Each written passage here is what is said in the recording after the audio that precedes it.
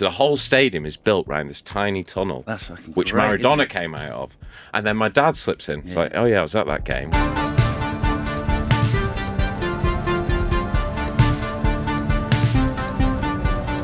Hello and welcome to Reminding You Why You Love Football, another award-winning podcast from Mundial.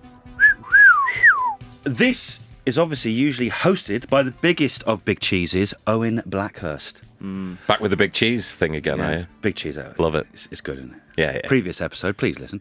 He is at a different face of the content mines today, the next issue of our brilliant magazine, so please subscribe. So I will be running proceedings for this particular episode. If you don't know who I am, I'm Seb White, co-founder of Mundial, and still can't quite believe that nearly 10 years on, I get to still do stuff like this. Oh. On the day this episode comes out, it's Brian Laudrup's birthday, which I'm going to use as a device to remind you that all our previous episodes are timeless and available wherever you get your podcasts from. You're not just a pretty face, are you? No. Well, this is it, you see. This is episode 42, so there's over 40 episodes for you to enjoy. Don't worry about the first 4. We were trying to be clever and doing it remotely. Sounds like it was recorded in an oven. I kept forgetting my microphone. Yeah, you kept forgetting your microphone, which is pretty key for a podcast. Since episode 5, we've been recording at the glorious Spiritland in King's Cross, so the sound is perfect. Up to you. Have a listen to decide whether the content is perfect. But we are an award-winning podcast, Pod Bible's best sport and leisure podcast of 2023. Also on this day in 1990, I'm going to give you a bit of a history lesson. I'm going to make the most of this being in charge of the mic. I want to give you a bit of history lesson. Something that combines sport and war. Oh. The coldest of wars, some would say. Oh, wow. Hello? On this day in 1980, the Miracle on Ice saw the United States beat the Soviet Union in the Olympics. I know what you're thinking. How can the USA, the good old USA, beating the Soviet Union be considered a miracle? Well, the Soviet team had won the last 4 gold medals in ice hockey. They were full of professionals, all professionals. The US team was the youngest team they'd ever had, all made up of amateurs, and they ended up beating them 4-3. Wow. And it is called, obviously, and because of that, it's called The Miracle on Ice. Probably the best ever Sports Illustrated cover is the Miracle on Ice cover. And the Miracle on Ice comes from the commentator in the last 10 seconds saying, "Do you believe in miracles?" Oh. And just before the final whistle or the final hooter goes, he goes, "Yes." And as we've proven, amateurs can get to the top of the tree. Yes, exactly. There's been books, there's been docs, and now there's been this 45-second summary by someone who's never watched ice hockey. Well, Weirdly enough, that's just reminding me of the Death of Stalin scene where Stalin's son is in charge of the ice hockey team. They all die in like a plane crash, and then he's just got like a bunch of prisoners and homeless people. He's trying to train them, and he's training them with like a shotgun and stuff. it's a good film, that, isn't it? Seems quite relevant to current affairs. That stuff. Well, exactly. Whoa! You've got your finger on the fucking pulse, James. But, and again, I've shoehorned this in slightly because obviously I want to introduce the listener to all the people sat around me, and we do that in a... people. We try and do that in a funny way. I mean, you will be the judge of that. But to do this, I went on to the great website article, 69 Best Nicknames in Hockey History. How many? There's a reason you went on that one. Yeah. Naughty Assad. Naughty Assad. And for the benefit of the listener, he was also pointing a very camera finger at Assad when he did that. Oh, I've taken some hockey nicknames from the past for you guys, or what I would call this band of silly puckers. Mother puckers. So we have to pay tribute to Owen Blackhurst, who isn't here, and obviously Owen is Owen the Great One Blackhurst after R.I.P. After Wayne Gretzky, the greatest one. I'm going to call myself Seb the Other One White, after Brent Gretzky, who only played 13 games and scored 1 goal. So, and again, as Owen might say, what does that say about you? I know. But I thought it was quite funny. I like it. The other one. So modest. Today's podcast is being hosted by the other one. Just to my left here is a man I'm going to call James Cementhead Bird. And this is named... Cementhead was the moniker for Dave Semenko, who was Wayne Gretzky's enforcer. So again, I think, Enforcer in what way? Would he just go around punching people? Essentially, yeah. Awesome. So yeah, he's just doing the hard yards and doing God's work, clearing the path. Cementhead Bird. Yeah. I've been not. I've been called worse. Nothing to do with his haircut or anything like that. which is very nice, by the way. James had a very sexy haircut. Yeah, it was a everyone. very Thank nice you, everyone. haircut. Which you'll see if For you're those watching watching on YouTube. Great minds. Great mind. This is my favourite one. To my right, my co-producer, Tommy Pancake Stewart, named after the goaltender Dustin Penner, who was given the nickname because he once put his back out while sitting down to eat pancakes. Now, I've seen a video of Tommy having a pretty severe back spasm during a church party gig, and yeah, let's just say, I wouldn't want to see him do that while he's eating a shitload of pancakes. I thought that was just how he danced. Yeah, well, there is. Folded over. There like a was chair. the fact that he didn't get up after 30 seconds made me think it was more than that. Well, and that was after that ACAS tournament where it turns out it was nothing to do with my back. I think I just broke my ribs. Yeah, brilliant. They were I mean, you fucking did hell. do very well in that, to be fair. Oh, Yeah. mate. And finally, in the hot seat, the hottest of seats, some would say, De Kaiser's seat. Wouldn't want to be you. Assad the Fog Raza. Why the Fog, Assad, you ask? You're named after Fred Shero, the Hall of Fame coach who got the nickname the Fog because he was so often lost in thought. Nice, Oh. nice. Yes, I do stare off into the middle You distance are quite a lot. You are, There you are. a pensive man. I Because am. because he also couldn't use his Google Calendar. Yeah, yeah. Exactly. Exactly doing that. Exactly that. Just doing my thing, man. Just doing my thing. That concludes the opening pleasantries. This podcast is part of the Acast Creator Network, and we are going to spend the next 40 minutes or so, Tommy's going to keep an eye on that, reminding you why you love football. Right. Sick. Ed, hit it. Did it. Are we dancing? Yeah. I need 30 seconds at least. Oh, yeah. Adventures in Club Life.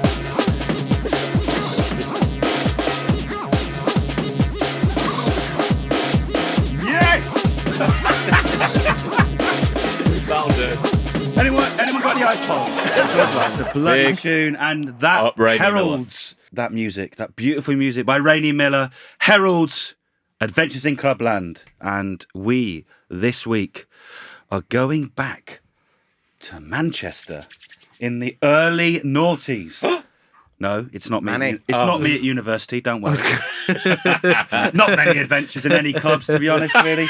Mostly just going to watch the Oval all the time at weekends. But, When Sebastian Dennis White himself was pounding the pavement. yeah. Although the venue was quite good and things like that. But Oh, yes, the venue. The venue was good, wasn't I it? love the venue. It's not about 42s. me. 42s. 42s was Fucking always love good. 42s.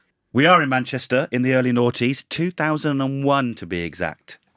And we are going to discuss the brilliant, the mercurial, the grossly talented Ali Benarbia at Man Oish. City Oish. I remember him. for 2 seasons. Now, the reason I want to talk about him, and I'm surprised I haven't done it before, was because I used to work at Ladbrokes in Manchester Piccadilly, and all the City fans around this time, that's all they would talk about was Ali Benarbia all the time.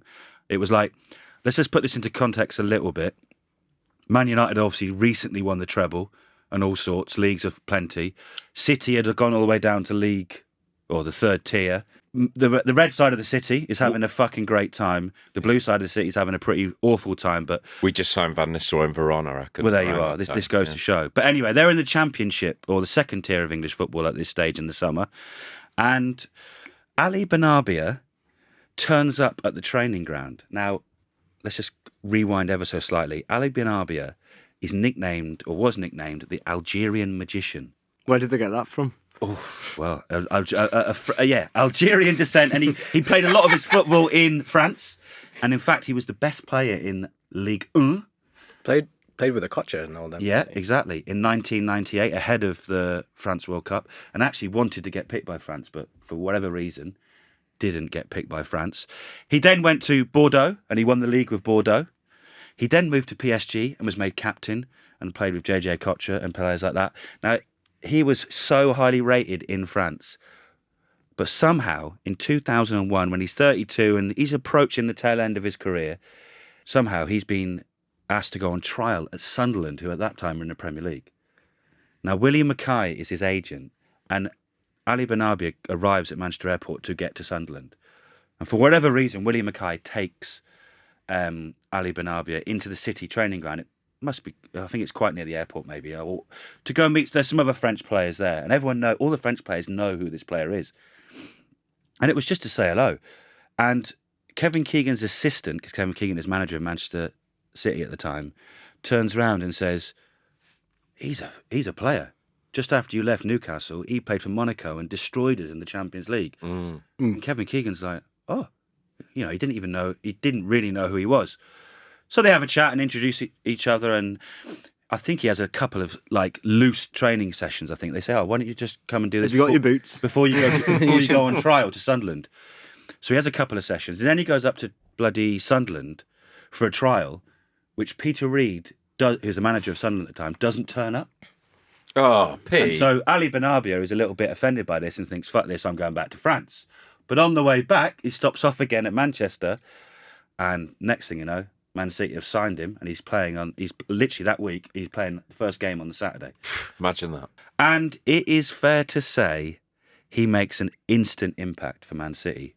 Anytime I think about Man City, or anytime we've done stuff on Man City, I go to my two go-to City fans, long-term fans of the pod, the Paris Angel, who people might know from Twitter, and also James Faulkner. Two fine men. Two fine men. And I thought, there's no point me telling you what impact he made on City fans. Why don't we actually ask the City fans what impact he made? So first up, we're going to have the Paris Angel, who's describing his instant impact.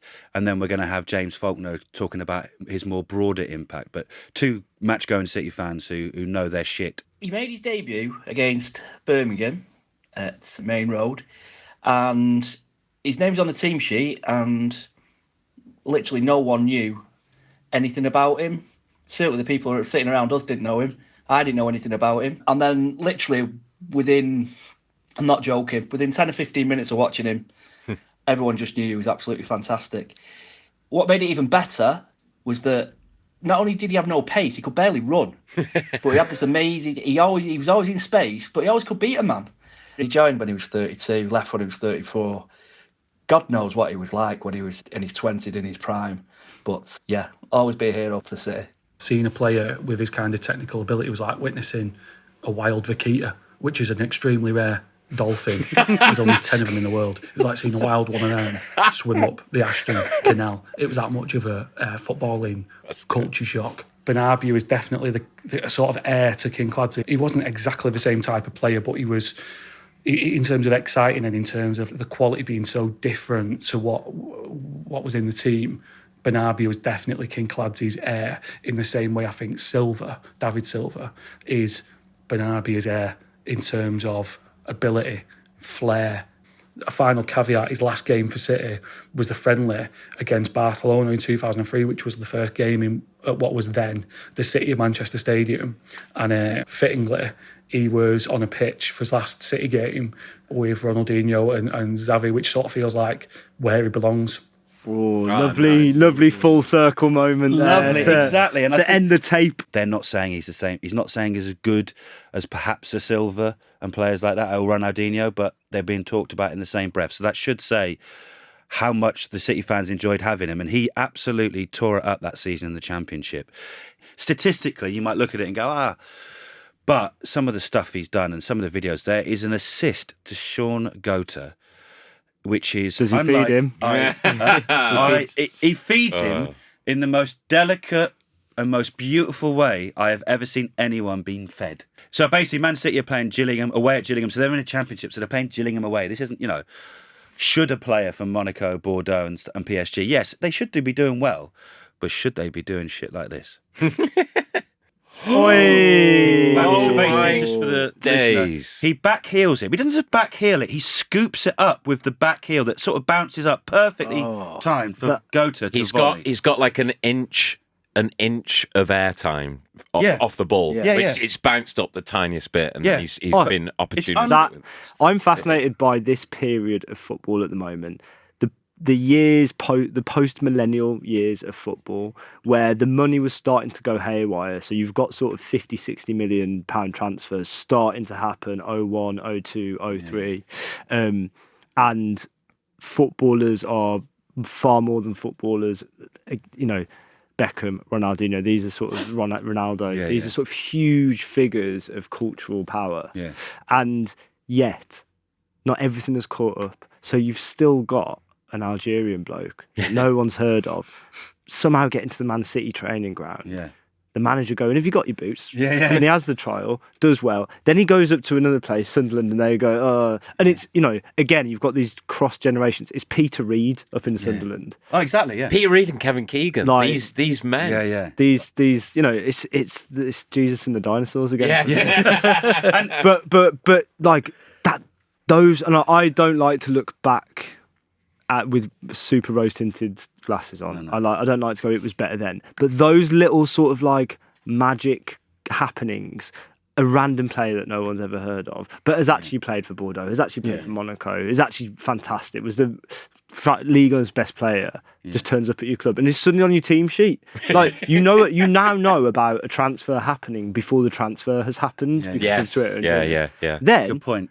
half the City fans in the ground don't know who Ali Benarbia is. Yeah. They look at the team sheet on the programme. There's a name they haven't seen there before. I don't know the last time I looked at a team sheet for Wolves and didn't know. It doesn't happen. It's very exciting. Very good point. There's an element of mystery. Yeah, even if someone like if a young player for United like Maino or someone comes in, you've heard about them. Yeah, you've read about them. My group at university, so this would have been 2009. So it was just when City were getting there.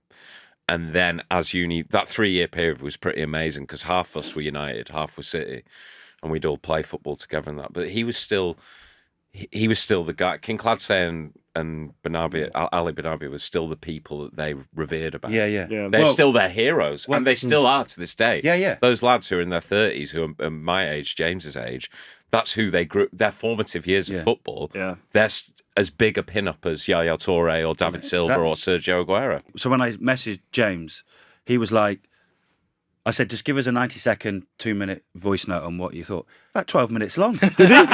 He said, I'm really sorry, but I just loved reminiscing and talking about him. Because he was only 11 at the time when he's there. And this is his first proper hero. Formative, yeah. And it also, let's not forget, the reason why I think he's probably held in even more reverence is this is the last 2 seasons at Main Road, as well. So before they moved to the City Manchester Stadium. So there's a lot of, they win a part of Ali Benarbia, best player. They win the league, go into the Premier League, and even by James's and the Paris Angels' admission, he doesn't quite cut it in the Premier League.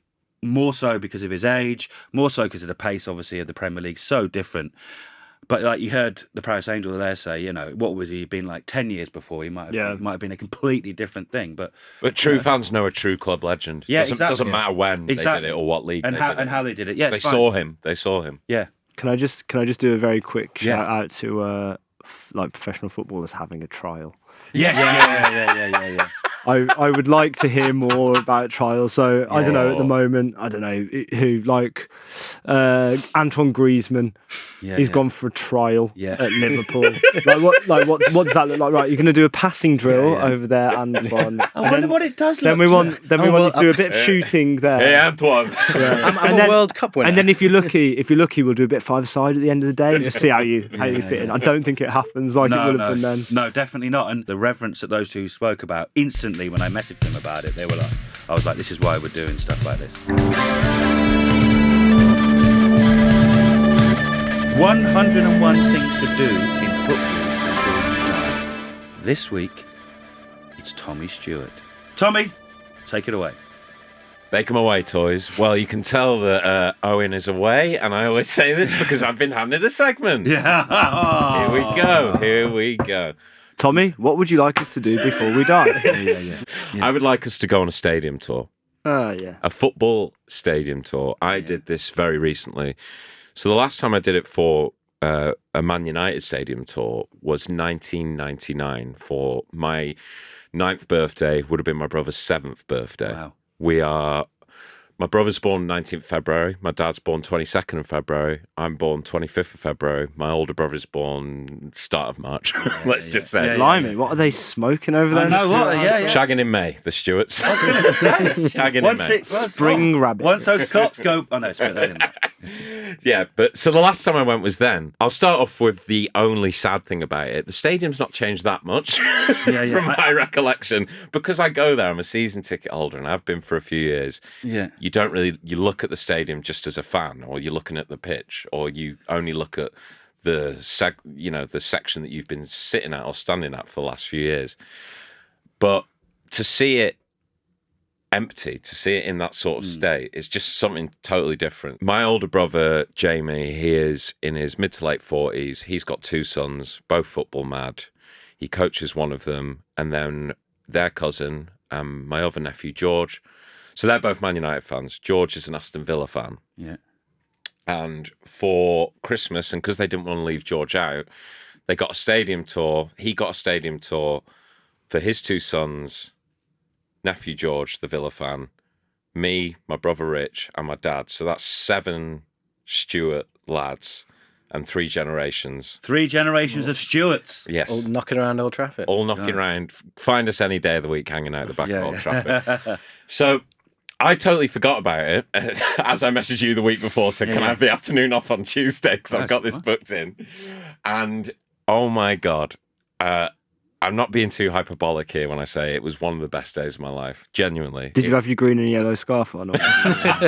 My Norwich scarf. Just spray painting glazers out on one of the walls. As an adult, the other stadium tours have been on Ajax, Barcelona, Real Madrid. Yeah, but they're all fucking amazing. They're obviously they're amazing. Some of the greatest stadiums ever. Yeah. And I would argue Old Trafford is still one of the greatest stadiums ever, despite being very rusty. And, it's very traditional. Yeah. And there was something, you find out a lot of interesting things actually as well. Like, for instance, one of the tunnels, the old tunnel that they used to come out of, the tour guide, Dave, he said, when Old Trafford was bombed in the Blitz, this was one of the only bits that remained. Damn. And they wanted to, when they rebuilt Old Trafford after World War II and built it up to what it is now, a massive stadium. Yeah. They wanted to knock down that bit, this original tunnel. And the people at Man United at the time said, no, we're not, because if the war can't take if the it down, Germans couldn't get it, then some builders aren't going to take it down. So the whole stadium is built around this tiny tunnel, which great, Maradona came out of. And then my dad slips in. He's like, oh yeah, I was at that game that Maradona was here. I was like, what? You saw Diego Maradona Is play? that the first time I've been working at Mundial for nearly a year and you've not told me this. Ding dong, ding dong, ding dong. Yeah. That's the Diego Maradona bell. And I was like, what was he like? He's like, well, Brian Robson was the hero that night. And they were probably at the time, maybe the 2 of the best 3 or 5 players in the world, 1984. Sure, yeah. But so you find out stuff that you didn't know, even though it's a stadium that you know. I've been to hundreds and hundreds of times. Yeah. Do you think that's what made it also special? Because you've been there in so many different settings, but to actually see it on a quiet day, because I take for granted that in my line of work, and including Mundial, has taken me to a lot of empty football stadiums, and I always feel privileged to be in a football stadium when there's no football on sometimes, because it's quite nice just to take a moment. It's kind of a bit eerie, but also whichever ground it is, by the way, you might not have seen this team or watched that team ever. Yeah. But you know that there's so many memories and history and stuff. Yeah. You feel the history. Unless you go to Milton Keynes. Yeah, you feel the history of it. So that's really beautiful to think about, because when I've been in I hadn't thought about that, but when I've been in empty football stadiums before, there is a real eeriness to it, because you're thinking about the times maybe you've been in there before when it's been louder than anything. You're surrounded by people and noise and passion and emotion and memory and whatever else. You're thinking about that. If you're at one that you haven't been to watch a game at, it's spooky. You're sort of trying to imagine the noises, trying to imagine the smells and who's played on it. And there was this bit that very true, where he pointed out. This was the bit that really got me, kind of made me emotional, and it was a very eerie bit, but really beautiful.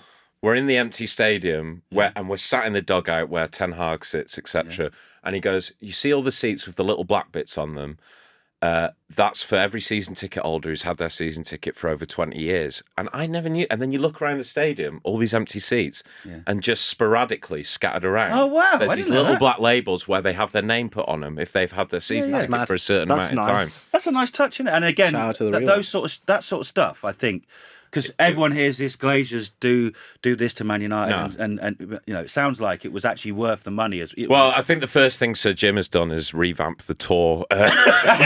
Sir Jim. Very good. No, but do you know what I mean? Very That's the good. sort of thing that gets forgotten about when you're losing. No, 100%. So the blokes doing it, they fucking love their jobs. Yeah, One of them was like a teenager or a young adult when the Busby Babes were playing it in the 50s. He was about 90. He was called Alan. The other one was called Dave. Like they were proper northern, northwest. Do you have to like, wait for him partnership. as you walk? Oh, Alan didn't have a fucking clue what was going on. Like, come on, Alan. He's like, what? You what, Dave?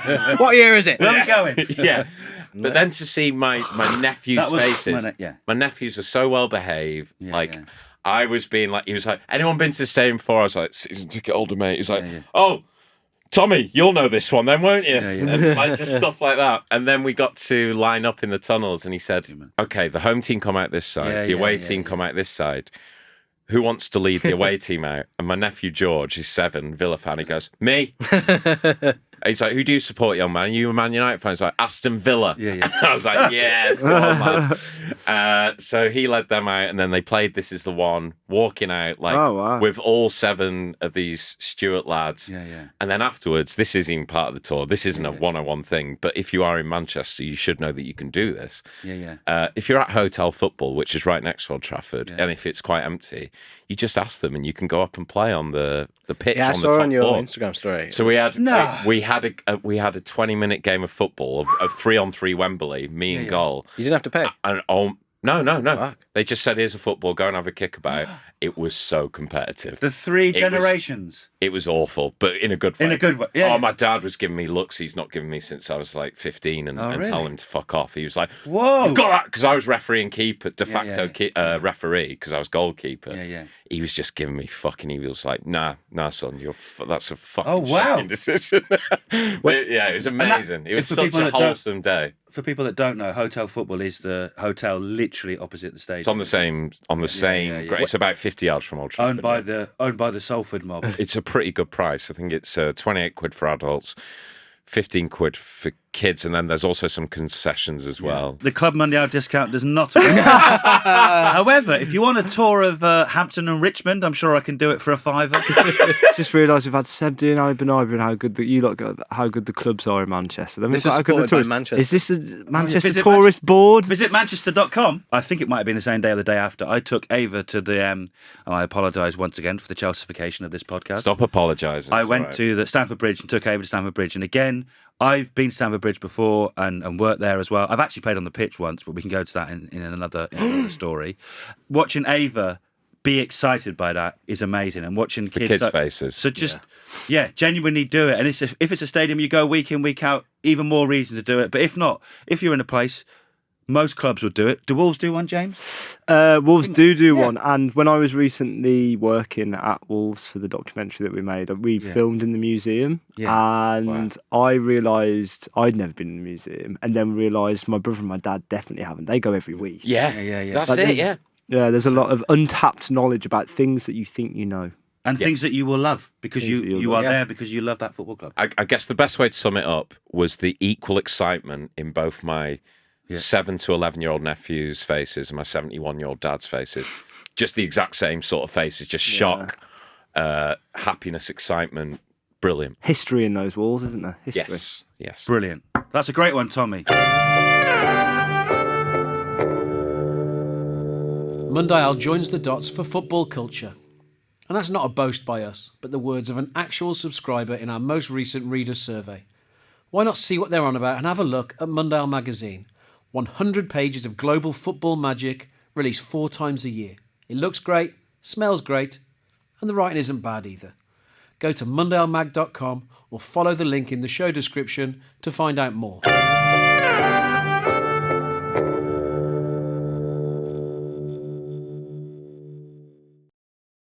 We support these now. We support these. We support these. We support these now. We support these now. Boo! Get into them! Fuck them What are you up. fucking Get doing into that them. for? Fuck them up. Football songs, man. Great. Let them know you're They there. get you going, don't they? They get you They're going. the best songs, They're the I'd best argue. songs. What is the best thing? The best thing. They are the Sliced best. bread. We're the best things since wrestling. This week, we support these now.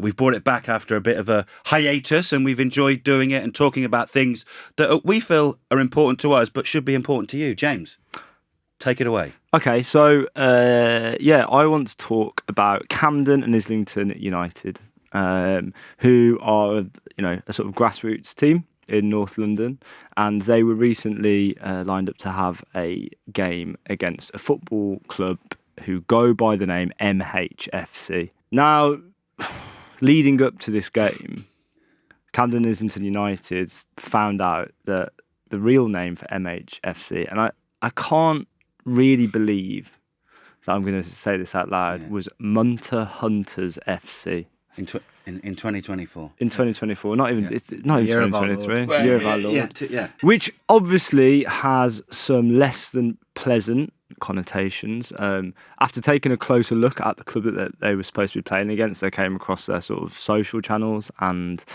saw that they were saying some unsurprisingly derogatory stuff. If you're going to name your football team that, Camden United said, you know what, we're not going to play. We're not going to play against a team that is called this. And this is a semi-final as well. It's a semi-final. It's a cup match. It's a big game. And it's the type of thing that I think we gloss over with football because there are lots of progressive things happening with the game, and rightly so, and that's very exciting and can feel quite nourishing to observe that happening, especially with regards to what football was like 30, 40, 20, 10 years ago. And I think this was just a real sort of rewind back to something that I think is glossed over because definitely still exists. So they refused to play them twice actually because the game was then rearranged and they refused to play again. Wow. Because I believe, and again, I think I'm going to shout out Susie Rack, who we've mentioned on this podcast before. She put this out on The Guardian and rightly, and put the whole story together in one piece. But I believe that they did they made a complaint or certainly contacted the authorities, and let's just say their response was I think it was just get on with it, basically. Get on with it, yeah. Their director of football, Camden Islington United, Ali, there's a quote saying, "We've received incredible support from the whole footballing community since taking a public stance against misogyny in football. We're heartened by the solidarity, but sad to have reconfirmed just how common our experience is and how rare it is that clubs take a stand. Words alone won't create change, so instead of playing the cup fixture this Sunday, we'll be cheering on our women's team." Nice. Yeah, that's really sound. Absolutely, and I think it's important to say, like, the podcast is called Reminding You Why I Love Football. I think the best thing about this, like you said, was the reaction, not just of them to do that in the first place, but the people coming round as well. Yeah. And I don't think it was like, normally sometimes you can say it's echo chamber and stuff like that, but actually there were a lot of people going, no, actually this is, and I've seen numerous posts on different social media channels of related to this, and it's like, hopefully it's a thing that people can take heart from and move on and move forward and be proactive like that. Another thing, it's so boring. It's so like ruinous. Playing football, having an 11-a-side game on a Saturday or a Sunday. It's the thing that you look forward to all week. Walking to Semi-final work, of the cup. walking to work in the fucking shower. Yeah. I don't know, doing a piss, cooking dinner. Like you're thinking about who you're playing against and how you've played recently and what formation you're going to get. Are you going to start? Yeah. How many are there going to be? 10 people watching? 50? 100? Like 3? Yeah. And then just to realise that. Yeah. Realise that Who's turned up today? someone's just ruining it. Yeah. No, Don't ruin things for people. And not the best thing. Football's the best thing. Yeah. What was the best thing? Don't ruin it. We absolutely support Camden and Islington United, also known as Candy, I think. Yeah, which is a really, which Camden. is a lot better than Hamrich. Certainly a lot better than Hamrich, James, and we will not be talking about that on this podcast because we are reminding people why they love the bloody game. But no, all joking aside, well done, Camden and Islington United, and keep fighting the good fight. We do support Yeah, them. man. Yeah. We respect you.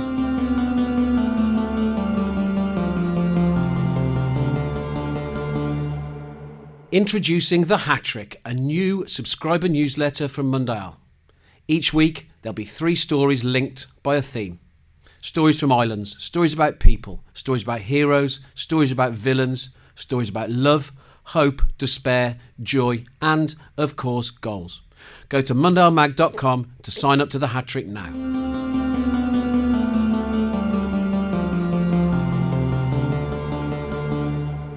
Ooh, I can't tell you, we've hit the home straight. We're going on to ins and outs. And I'm still here. We're all still here. And we're all still having fun, which is the main thing. You're doing a great job, Sebi. I'm going to start because I have the power, because I get to choose whether it's in or out or not. And I can tell you now this is going to be in. But anyway, I'm going to say being honest with your mates and just talking about when you're not feeling great, because it's 14:12 here.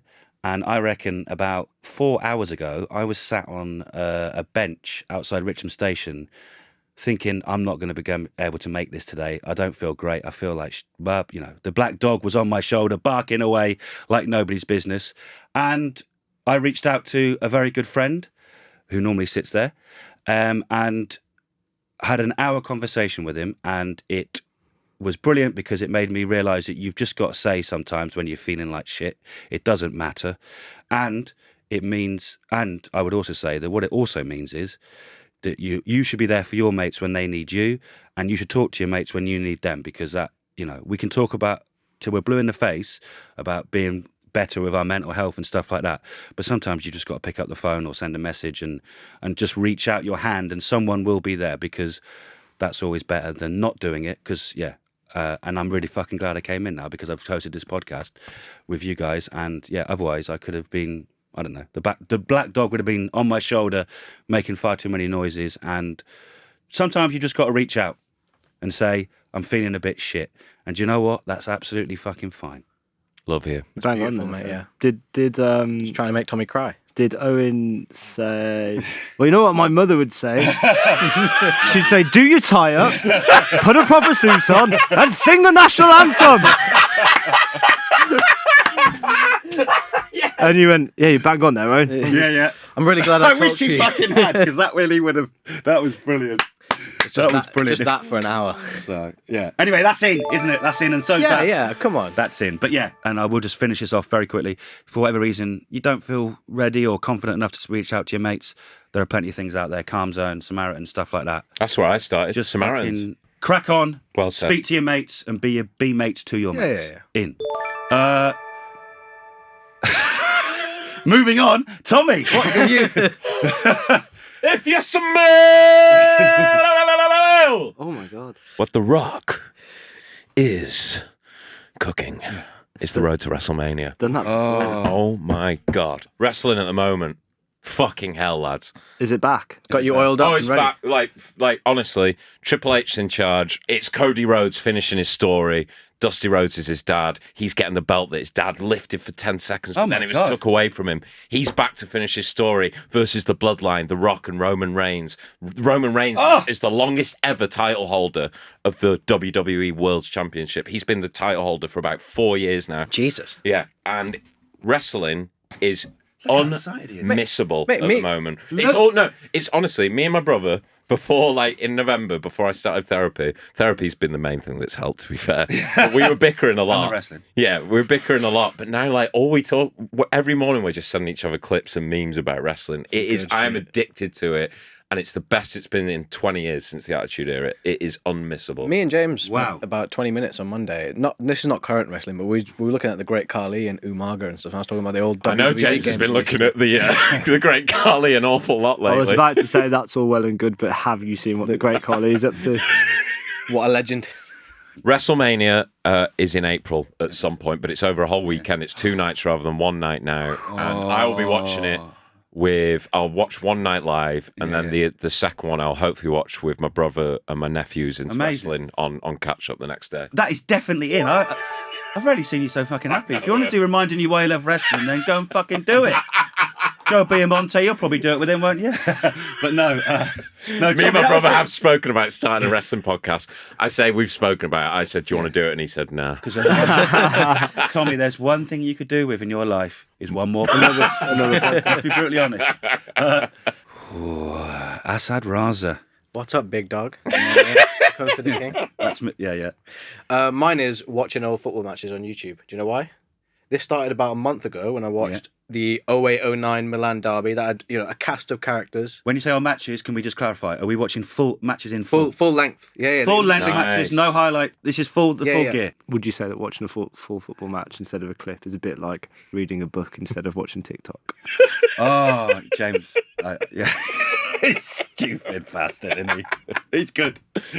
So I get to play the big buck. That's in. James, what are you putting in? Might sound a bit lame, but it'll definitely spice up your evenings a little bit, is adding new recipes to your sort of rotation. I love cooking. It's one of my favourite things to do. But I realised recently I just sort of fell into a bit of a trap of cooking. A rut, just cooking the same things.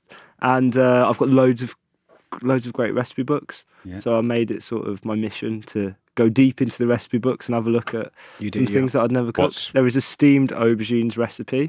Where you steam like as many aubergines as you want, cut them into fingers, I guess, steam them, and then just make an amazing sort of dressing with Szechuan peppercorns, sesame oil, soy sauce, chinkang vinegar. Oh my God. And they are fucking peng. They're really easy. It sounds bougie, but it's not. Just adding new recipes to the routine. You said peng and bougie, but I'm going to put it in. Oh, shit. Very good, Seb. Right, outs. What things do we not like? I'm going to just go straight into mine because I don't want to be too bloody soapboxy, which I know I have a habit of doing. So be soapbox. But I just want to say, for a player of his talent and ability, and also joy, I would say, I think I genuinely enjoy watching him. Cole Palmer's goal celebration is absolutely shit. The ice cold. Be better, mate. You're Come on, Seb. No. I'm not having. I saw this come out. I'm not having this. Okay, I think it's great. You know why, don't you? You know why he does that? Why? Because his nickname's Cold Palmer. Yeah. Again, still shit. What do you want him to do? Like a double backflip? He's kind of earned the right to do what the fuck he wants. You seen that video? In a shit Chelsea team. In a rare moment of democracy in this podcast, I'm willing to say that my own. Should we have a vote? Should it be in or out? In. Out. In. Okay, well, obviously. Well, Cole celebration is in. Anyway. I love that Seb's host and it's managed. The thing you picked has managed to fail. Yeah. Sometimes I'm just too bloody nice. You are. I did say talk to your mates. I wish I hadn't fucking bothered. Tommy, you're out. It's grown men starting on teenage referees who are only getting like 20 quid to stand there in the cold in January, February, March, December, all those cold shit months, to stand there for about 4 hours, referee shit game after shit game. Yeah. And there is a bloke in my league, there is a fucking goalkeeper, and he's a disgrace to the Keepers Union, of which I am a proud member, who does it every week. If he's not and he can start on the teenage referees, he will heckle. He has been kicked out. They've attempted bans. He will keep showing up as a fan. Mental. But what is the point in taking it that seriously where you're in your mid-30s and you're going up and starting on a teenage lad? Yeah. Fuck off. He sounds like, was he from Longsight? Did he have an anaconda in his bag? Is he trying? His name is Asad Raza. Yeah. It's not just it's ridiculous. Just not grow just up, in my man. bag. At the adults, out. Yeah. We're staying on the football theme. James Bird. I played the other night and I was absolutely terrible. It was like I'd never. Sometimes when I play, it's like I've never played before. It's quite interesting, really. I hate that. I think we all. Psychologically, I'd like to know why. How did you take this? Because I know you can be very harsh. I was actually a bit despondent more than anything. I wasn't shouting. So my out is slipping over on the pitch. I wore some new boots, and the first 3 times the ball was passed to me, I just fucking took a touch and then slipped. Yeah, that doesn't sound good. But I'm glad you were despondent rather than angry. It was despondent. Which I think is, progress. No, I don't. You like it when I shout my name? Yeah, I'd much rather you do that. I was terrible. Yeah, definitely out that one. We're going to end ins and outs with Asad Raza. My out this week is Twitter bots just A, invading my mentions, B, like 50 of the raunchy ones following you on Twitter, and B, like when you go into a tweet, see a tweet that's like sort of interesting and sort of like, it's like about, I don't know, for example, about a football player you didn't know, or the architecture of a building that you didn't know, and you go in it to see what other people, other human beings are saying about the central topic because you think it's quite interesting. And there's about 15 different videos by automated bots and shit. Yeah. It's been Who ruined, mate. cares? It's it's awful. Can't go back to the old This days. is why you should subscribe to Mundial magazine, because then you can go onto our Discord channel. Oh, well, you can go back. Yeah, that you is can old go firm, back. basically. I'm thinking of turning the old bird app off. The old bird when I can't not be a bird anymore. Yeah, but No. I mean, yeah, it's a nuisance, but I think it's part of the slow death, unfortunately, of that, and I think we should all start moving on. Right. Yeah, that's out, Assad. So we have reached the conclusion of this week's Reminding You Why You Love Football.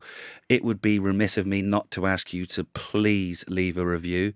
Honestly, it does genuinely make such a difference to the various algorithms and the various charts and all that sort of stuff. It makes a big difference for us. It makes a big difference for more people finding out about the podcast, which, if you've got this far and enjoyed it, then I'm sure you maybe know some other people that might also enjoy it. So please leave a review. Of course, this kind of content, shall we say, dare I say, the content word, is also what forms our brilliant magazine, which we are currently making the new issue at the moment, which is why Owen obviously is unfortunately not here today. So please subscribe to that as well, because genuinely, again, that makes a huge difference in what we're doing now, what we want to do in the future. So please subscribe to Club Mundial. All the details on mundialmag.com. We've also got the hat trick as well, which comes into your inbox every single week. So please, if you enjoyed this podcast, you've got this far, you're probably going to like the other things that we do. So Tommy, James and Assad, thank you very much, and yeah, all the very best. See you next week.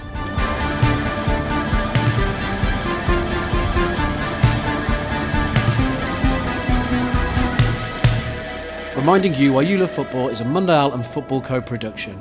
Produced by Tommy Stewart and Seb White, hosted by me, Owen Blackhurst, and recorded on the run.